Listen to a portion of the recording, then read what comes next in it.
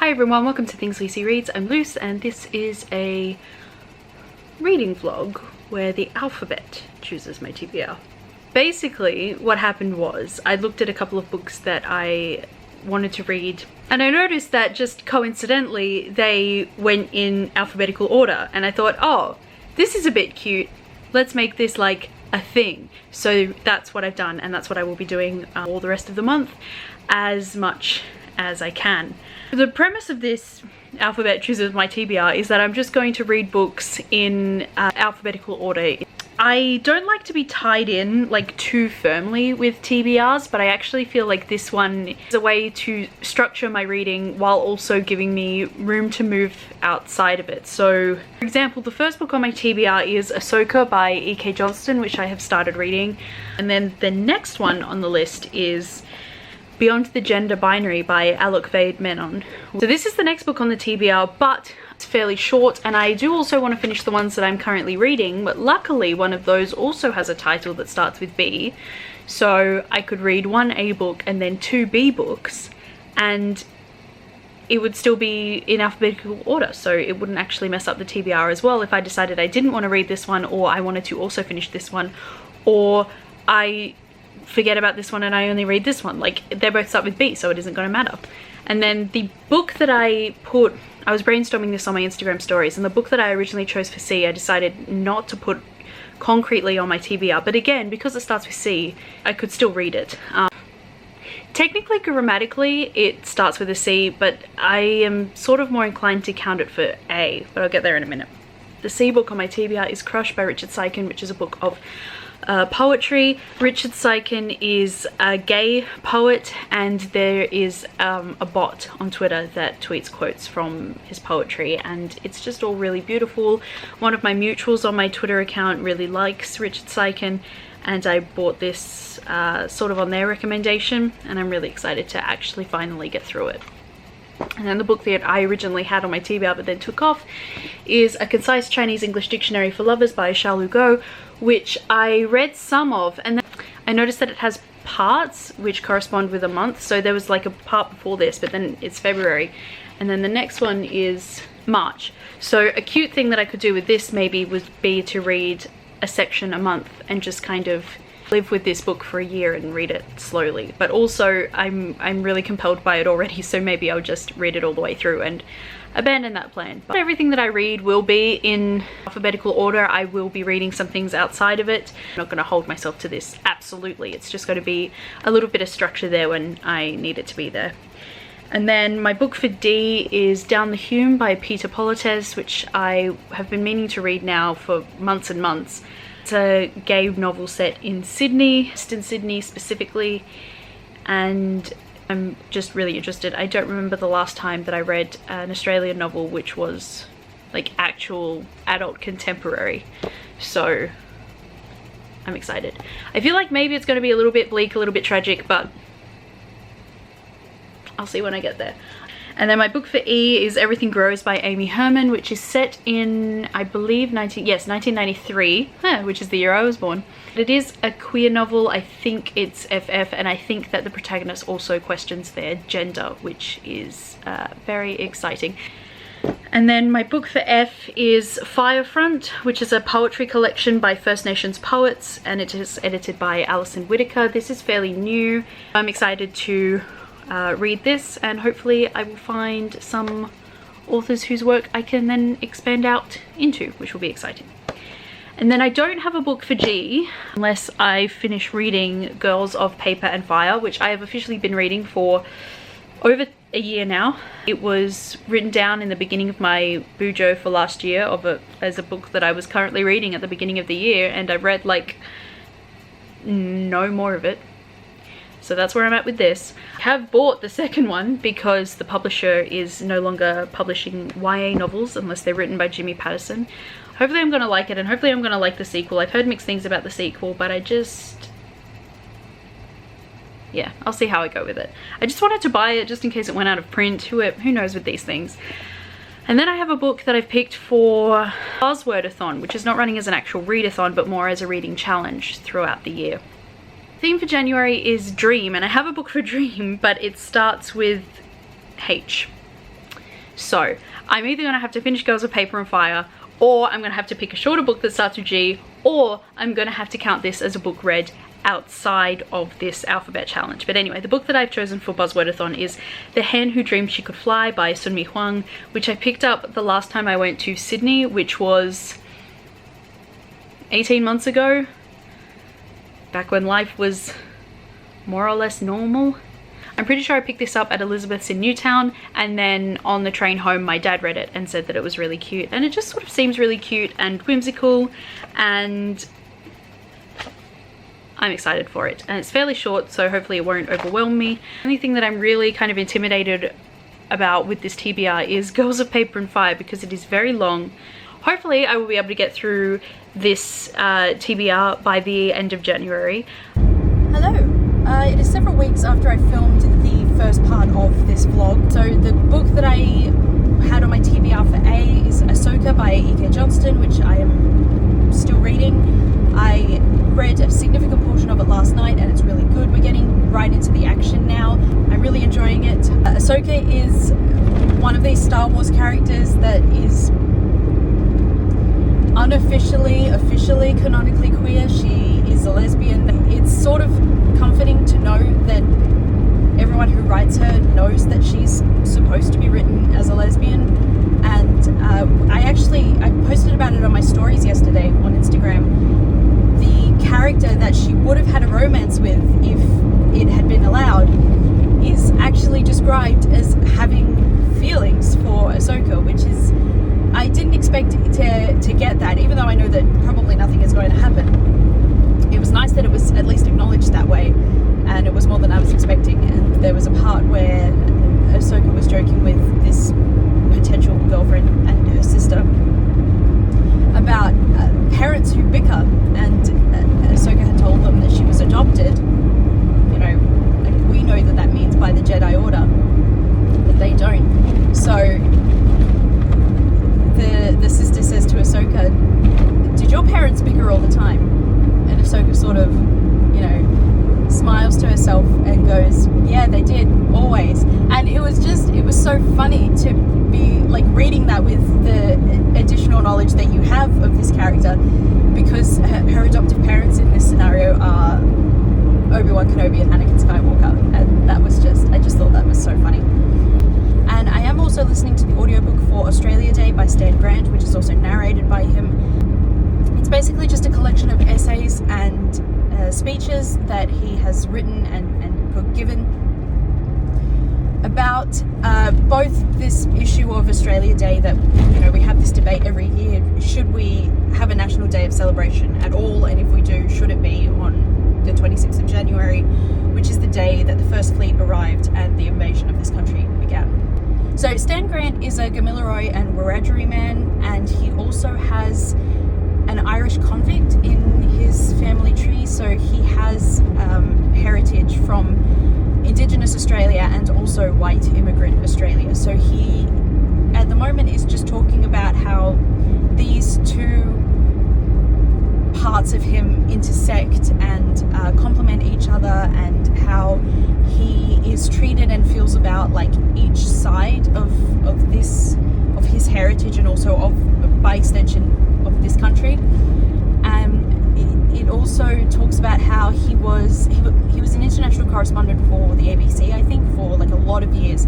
So for a huge chunk of his life, he actually lived in Hong Kong. So at the same time as being intrinsically a part of like both sides of the Australian narrative that we tell ourselves, he has also been looking at it from the outside because he lived in Hong Kong for a significant amount of time. It's really interesting so far.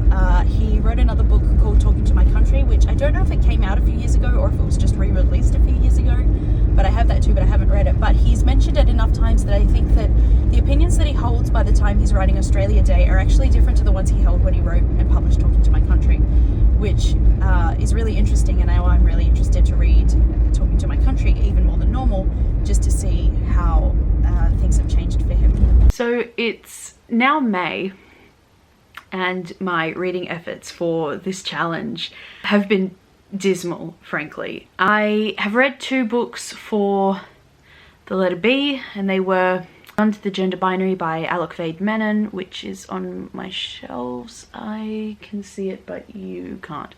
It's just in this far corner here. I read that one, and I've also read Becoming Kira-Lee Lewis, which is this book right here. So those were my 2 books for B. Really enjoyed both of them. Beyond the Gender Binary was very comforting to read as someone who does not identify with any kind of binary gender. That's the first time I'm saying it out loud so explicitly. Even though it didn't like teach me anything, because obviously I've been questioning my gender and I've been educating myself and I already like know these things. Reading it felt like being seen, and that's always just a really wonderful experience. So I highly recommend that one if you also want to be seen, or if you want to educate yourself, then it will do that a very quick but comprehensive, accessible way, and it was incredible. I also really enjoyed Becoming Kira-Lee Lewis. It's one of those books where like you read most of the book and you think, oh, this book is going to be only okay for me. I'm probably going to give it away when I finish because someone else will enjoy it more. And then you get to the last third of the book and it's so good that you just read it in one sitting, and then it's the whole book. It just turns around and becomes incredible and you want to hold on to it because you want to read it again. Yeah, I just really enjoyed Kira-Lee's journey and finding all of this family that she didn't know, like that she knew must be out there, but actually finding them and meeting them and being welcomed into their like circle was just so wonderful to read about, and it was just so good. It was so enjoyable, and I'm definitely going to read it again because it was just, God, it was just so good. And even though it's been months now since I finished, I think about it approximately all of the time. It was so good. Fortunately, then I went on to C, and then my reading absolutely stalled. So the books that I'm reading for C at the moment are Cobalt Squadron by Elizabeth Wein, which is a Star Wars The Last Jedi tie-in book.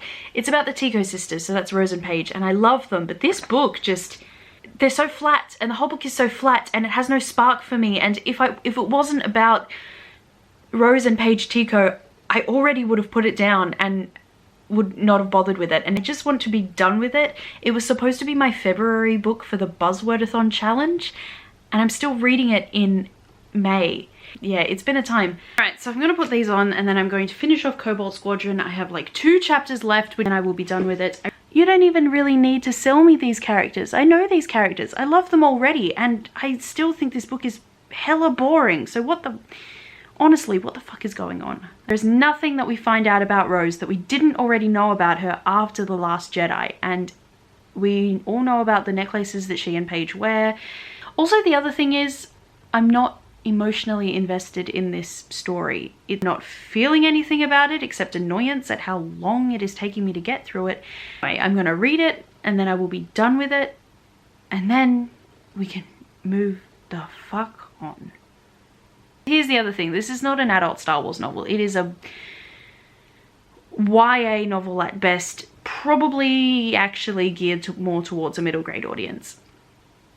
I'm a little too old for it. But having said that, like, some middle grade books are really enjoyable even for an adult to read. So, and I've read like actual kids books of Star Wars that were incredible. Like BB-8 on the Run is a fantastic piece of work. So it's not that I'm out of the age demographic for this book. That's not why I'm not liking it. It's just possibly one aspect of many in this clusterfuck of an opinion. I'm going to get this book finished, and then we are going to move on to brighter pastures, and I can put this behind me. Thank God.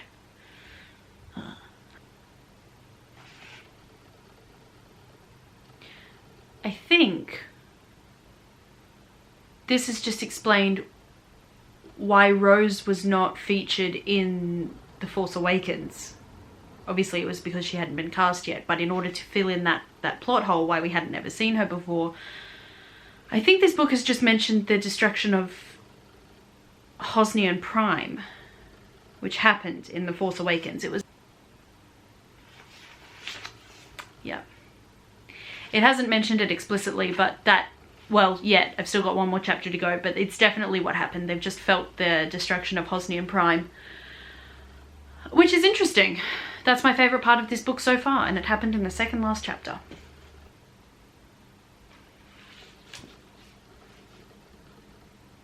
Okay, so I've just finished, and I stand by my existing assessment in that this book is only average. Characterization in terms of stuff we didn't already know is pretty much nil. It is based during The Force Awakens, happening in the background while all of that stuff with the Starkiller base is going on in the forefront. And so that when I said I think that they've just felt the destruction of Hosnian Prime, I was right, they had. And then they met up with Holdo and they were given their assignments for the evacuation of the Resistance base, which is obviously where The Last Jedi begins. It's a very bittersweet ending because if you've seen that movie, you know how that goes for these two characters. And now, in addition to being mostly dissatisfied, I am mostly dissatisfied and sad. So I can't see myself ever reading this again. I'm disappointed that for the first time I've read a Star Wars book I didn't like, and that it happened to be the one about Rose Tico. And so this video and this concept got away from me a little bit. You can probably tell by the fact that none of the clips segue properly into the next one. It's just very choppy. It's now October and I have only just got to E. And back in January, I was planning to get all the way to H in 1 month. Like, let's pour one out for past me saying, I don't like to set myself TBRs because I never stick to them. I feel too trapped when I set that much structure for myself. And then I proceeded to set myself a TBR of 8 books for a single month. As if it would be any different to any other TBR. It made sense to me at the time, apparently. And the thing about this is I also keep forgetting what books I've read for this challenge. Every time I think about filming this clip, I have to flip back to my journal to look at the list that I had to write myself because I couldn't remember which books were on it and which books were not on it. And there's a bunch of footage that's not in the video of me being like, oh, I'm not going to read this book, I'm going to read this book instead. And I didn't read any of them. By this point, all of the books, the 8 books that I read for the first 4 letters of the alphabet, because I did fall into the trap, like in my brain, of deciding that I would read 2 books for a letter, and then that became I must read 2 books for each letter. And if I hadn't read 2, I couldn't move on. That's what my brain started to tell me. So I've read 9 books technically, but I'm not going to talk about the book that I read for E because I just want to keep this short and simple. And because I've only read 1 book for E and not 2, I can't talk about E until I've read the second book. Brian is a dickhead. So I've read 8 books for the letters A, B, C, and D. And all of them have now been talked about in other wrap-up videos. So I think the first 3 books I read in summer, so they're in my first quarterly wrap-up, and then the next 2 are in the second quarterly wrap-up, and then the last 3 are in the third quarterly wrap-up. So they will be linked down below if you would like to go check them out, and I will also specify which books I talk about in those videos. So for A, I read Ahsoka by E.K. Johnston and Australia Day by Stan Grant, which I also talked about a little bit previously in the vlog. And then for B, I read Beyond the Gender Binary by Alok Vaid Menon and Becoming Kira Lee Lewis by Jane Harrison. I also talked about those. For C, it was infamously Cobalt Squadron by Elizabeth Wine, and then Crush by Richard Seekin. And I talked about Cobalt Squadron, but I didn't really talk about Crush. I did enjoy Crush. It was a bunch of gay poems about gay yearning, which is always my jam. Love a bit of yearning. And then for D, I read Die Volume 3 by Kieran Gillen and Stephanie Hans, and The Death of Vivek Oji by Akwaeke Emezi. And both of those I really enjoyed as well. And I just, even though this wasn't like the most successful of reading vlogs, I do like the concept of this challenge. And I wanted to just put this video out unpolished as it is, because I want to revisit this concept in the future, but I don't want to have to start from the beginning again. So at least if I upload this mess that I've hastily shaped into something that at least looks like a vlog, I'll have something to fall back on and be like, okay, well, I explained it in this video, we're doing this again, we're coming back to it, but we're going to like continue. So I'm not going to set any goals for myself, and this may be something that I put off until next year, but I would like to continue this and to see if next year I can make it all the way to the end of the alphabet, because I think that would be the other challenge for myself. Find a book that starts with X and Z and all of the other weird letters that don't pop up very much in words in English. It was a fun concept at the beginning of the year, and it's not that I didn't enjoy it or that the concept itself didn't work. It's just that with the way the year played out, this ended up not working for me, and my brain took one thing and then twisted it and made it a necessity, and then that stalled everything. And of course I really hated Cobalt Squadron, and then that messed things up even further. I will say about Cobalt Squadron though, that it did very, very neatly and satisfyingly fill the plot hole that was left by introducing 3 new characters in The Last Jedi that should have been present in The Force Awakens but weren't. Like, if you approach this book not expecting anything from it but to fill that plot hole, then it will be a success. And even though I said earlier in the vlog that I don't think I'm ever going to reread it, I forgot that it did fill that hole until I edited this video. So now I'm thinking, what if I did go back and reread it, knowing that it wasn't going to be incredible, but knowing that it was going to fill this gap? Maybe I would feel differently about it. But rereading a book that I hated is not a thing I really need to do right now. So, and also I just want to reiterate again that I incredibly disliked this book, but it doesn't mean that it's bad. Maybe I'm going to hate Codename Verity too as well. Who knows? I still haven't read that. I thought it was boring. I thought that it didn't give us anything new that we didn't already know, except for the information about why these characters weren't in The Force Awakens when they should have been, according to their positions in the Resistance. But I didn't get anything out of it that I didn't already have. But that's not to say that no one else will get nothing out of it, and that other people will also find it as annoying as I did. I still maintain that the whole thing she did with the regular members of the Resistance asking their squadron leader, who was subordinate to the general, for permission to reply to a question from the general was ridiculous and made no sense in a narrative or military context. But other than that, I don't think that it necessarily did anything wrong. I don't think that it's inherently bad. I just didn't like it, and I just want to make that clear. I'm not out here to trash Elizabeth Wine or her existence or her career. Because of the feedback that Codename Verity got when it first came out, and because of the reputation that it now has as this amazing book, I expected more from this for myself as a book by Elizabeth Wine, which unfortunately I didn't get. But I don't think that this is a bad book inherently. It just wasn't for me. So this first part of the challenge was a bust, but I'm open to continuing it, and maybe the next part will be better. I'm going to wrap it up here because I don't really have anything else to say, and hopefully we can come back to this concept in 2022, and there will be, you know, fewer major overhauls of life in general next year. I know that we said that at the beginning of this year, and then it didn't happen. It was exactly the same as 2020, but maybe next year things will be a little bit different and a little bit better again. I hope so. At the very least, this video is a very interesting hair journey, if nothing else.